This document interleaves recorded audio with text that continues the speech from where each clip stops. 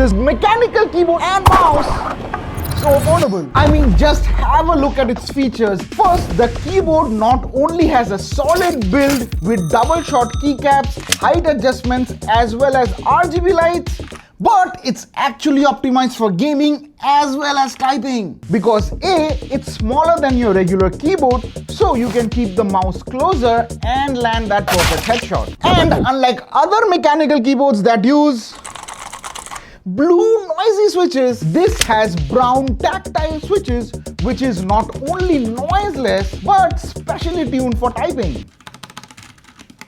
Oh, and that's not all. It's got 26 anti-ghosting keys. Next is this mouse, and it actually has a cool feature. See, where other mouse weighs more than 100 grams, this weighs much less thanks to this cool honeycomb design. Besides this, there's RGB, forward-backward button on the sides, up to 3200 DPI. Now for the price. See, a decent mechanical keyboard alone will cost you more than 2500.